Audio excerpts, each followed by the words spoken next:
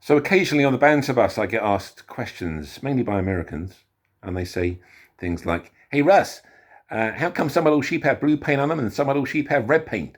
And more interesting questions on the Banterbus, um, such as, "Hey Russ, does the Queen have to be Protestant?" And I'm like, "Yeah, well, it's the law, you know." I said, "It's the law? Why is that?" So I said, "Well, I'll have to explain the whole of the 17th century for you to understand this."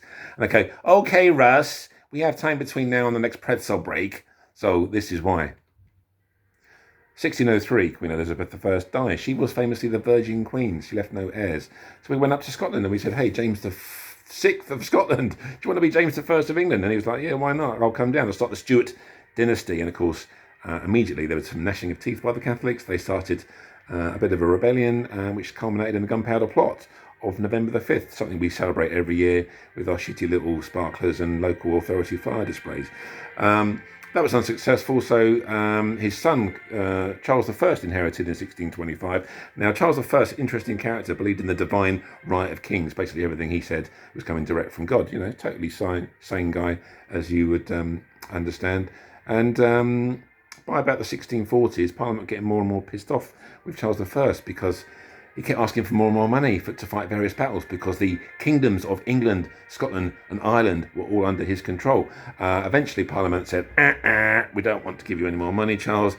He got a little bit pissed off. He went into Parliament to arrest 5 of the worst MPs who were basically sticking 2 fingers up at him. The Speaker of the House of Commons said, "Sorry mate, they've done a bunk." He got so pissed off he started a civil war. This was the most divisive period in our history. The same as you American people in your Civil War was the most divisive period in your history. In terms of deaths per head of the population, worse than any other battle that we've ever fought. And eventually, after 7 years of fighting between Parliament and the monarchy, Parliament was successful. A guy called Oliver Cromwell, you may have heard of him, was successful. And then we chopped off the head of the king on the 30th of January, 1649. Very cold morning in Whitehall. It was so cold that Charles asked to wear 2 shirts. Basically, he didn't want his public to think he was scared. Anyway, he got his head chopped off. Oliver Cromwell took over for the next decade or so, and it was miserable. He was a hardcore Christian fundamentalist Puritan, so that meant Sundays all he could do was just walk to church. Women, no makeup, Christmas banned, sporting events closed down. A bit like what we're experiencing right at this moment. But eventually we got pissed off with that. So his son had been in exile for that period of time, Charles II. We got him back. He became the Merry Monarch in 1660, and he was very popular with all the ladies of the court, not necessarily his own wife. He didn't have any of his own heirs. He had lots of illegitimate heirs. So when he passed away in 1685, there was only going to be one heir. That was his brother, and his brother, James, had been brought up, the one thing you do not want to be brought up as in the 17th century, a Roman Catholic. So he took over. Everything was fine because he had 2 Protestant daughters. Parliament weren't concerned. But then he took a second, younger wife. His first wife had passed away. And he produced a baby boy, James Edward Francis Stuart.